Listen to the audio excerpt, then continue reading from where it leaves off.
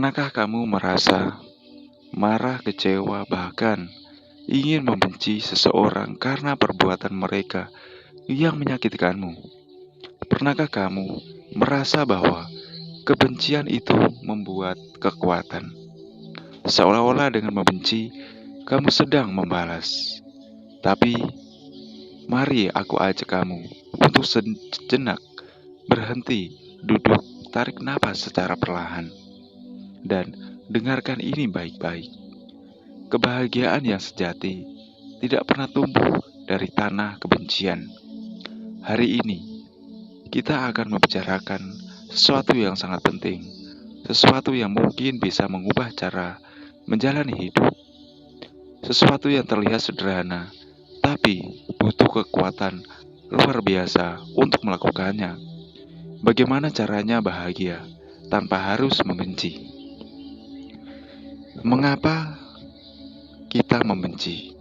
Kita tidak lahir dengan kebencian. Saat masih bayi, kita tak mengenal rasa ingin membalas, marah, apalagi dendam. Kita hanya tahu bagaimana mencintai dan ingin dicintai. Tapi seiring waktu, keindahan kehidupan mulai mengajarkan kita tentang luka. Kita dikhianati, ditinggalkan, diremehkan, dihina, dijatuhkan. Dan dari luka itu tumbuh sebuah rasa, sebuah perasaan gelap yang perlahan menyusup ke hati. Kebencian itu membuat kita merasa kuat. Kita pikir kalau aku membenci dia, aku tidak akan disakiti lagi. Tapi sayangnya, itu adalah kebohongan yang sangat halus. Kebencian tidak melindungimu. Ia justru mengurungmu. Kebencian seperti minum racun sambil berharap orang lain yang mati. Dan selama kamu masih menyimpan kebencian itu, kamu tidak benar-benar bebas dari jeratan kebencian. Ilusi kekuatan dalam kebencian. Kita sering berpikir bahwa membenci kita sedang menunjukkan bahwa kita lebih unggul. Kita merasa tidak butuh mereka lagi. Kita bisa hidup tanpanya. Kita bisa berdiri sendiri. Tapi nyatanya, saat kamu benci, kamu sedang menggandeng bayangan mereka ke dalam hidupmu. Kebencian membuatmu terus mengingat hal-hal yang buruk yang sudah seharusnya kamu lepaskan. Kebencian membuatmu terikat pada masa lalu yang menyakitkan.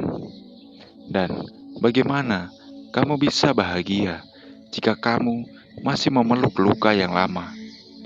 Bahagia bukan soal menang. Bahagia bukan soal balas dendam. Bahagia adalah soal kedamaian, dan kedamaian tidak pernah tinggal bersama kebencian. Melepaskan bukan berarti maafkan perbuatan.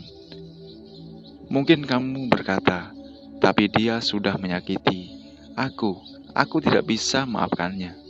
Dan itu benar. Memaafkan seseorang tidak berarti membenarkan perbuatannya.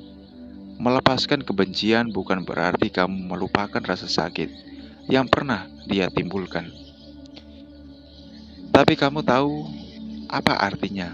Itu artinya kamu miliki untuk tidak membiarkan rasa sakit itu mengontrol hidupmu lagi. Itu artinya kamu memilih tidak membiarkan dia tinggal di kepalamu, menyita waktumu, meracuni hari-harimu yang indah. Kamu tidak maafkan karena mereka pantas dimaafkan. Kamu maafkan karena kamu pantas untuk berdamai. Cara bahagia tanpa harus membenci. Sekarang, mari kita masuk ke inti dari semuanya. Bagaimana caranya bahagia tanpa membenci? Di sini ada 7 poin. Yang pertama, terima kenyataan bahwa tidak semua orang akan melakukanmu dengan adil. Ini pahit, tapi ini penting. Dunia ini tidak sempurna. Orang-orang akan mengecewakanmu. Dan itu bagaimana dari perjalanan. Tapi kamu punya pilihan. Apakah kamu akan terus menyimpan luka itu, atau kamu akan belajar dari situ dan bertumbuh lebih maju dari mereka? Yang kedua, sadari bahwa membenci itu melelahkan. Coba rasakan tubuhmu ketika kamu sedang marah. Ototmu tegang, dadamu sesak, pikiranmu kacau. Sekarang, bayangkan, kamu tidak bisa hidup dengan kondisi itu setiap hari karena kamu tidak mau melepaskan kebencianmu. Bukan itu menyiksa dirimu. Yang ketiga, latih dirimu untuk fokus pada suatu hal yang membuatmu bersyukur. Kebencian, membenci, tumbuh ketika kita hanya melihat sisi gelap, tapi kebahagiaan tumbuh saat kita melatih diri melihat cahaya, sekecil apapun itu. Tulis 3 hal yang kamu syukuri setiap hari, jangan anggap remeh. Rasa syukur bisa membunuh kebencian secara perlahan. 4. Ubah rasa sakit menjadi perjalanan. Orang yang paling menyakitimu secara tidak langsung adalah gurumu. Mereka menunjukkan kepadamu apa yang tidak kamu inginkan dalam hidup. Mereka melatih hatimu agar lebih kuat, lebih bijak, dan lebih tegar. Ahli-ahli membenci pembelajaran untuk dirimu. Yang kelima, berlatih melepas dengan perlahan. Melepaskan kebencian tidak harus instan. Kadang kamu perlu waktu, dan itu tidak mengapa, karena semuanya butuh proses. Yang keenam, kelilingi dirimu dengan energi yang positif, teman-teman yang mendukung, buku yang mencerahkan, lingkungan yang menyenangkan, lingkungan yang tepat bisa mempercepat proses penyembuhanmu. Jangan terus-menerus berada di tempat yang membuatmu marah dan benci, karena semua itu tidak ada gunanya bagi kehidupanmu. Yang ketujuh, atau yang terakhir, ingat, kamu berhak bahagia. Kamu tidak dilahirkan untuk membenci. Kamu dilahirkan untuk mengalami, mencintai, damai, dan menggapai kebahagiaan. Dan untuk mencapai itu, kamu harus berani melepaskan ke semua luka lama.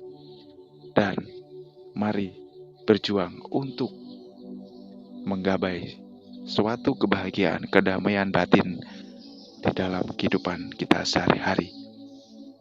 Karena itulah yang lebih penting, kita sebagai manusia sosial. Kita punya segalanya, tetapi raga kita, batin kita hancur perlahan karena perbuatan pikiran kita yang terlalu menggerus pikiran, sehingga pikiran ini terisi hanya kebencian dan keserakahan, amarah, dengki kepada orang lain, kepada sesama. Itu tidak baik. Mari kita lanjutkan hidup kita dengan menanam benih kebahagiaan, kedamaian di lingkungan yang ramah tamah, di lingkungan yang membuat kita hidup bahagia. Terima kasih.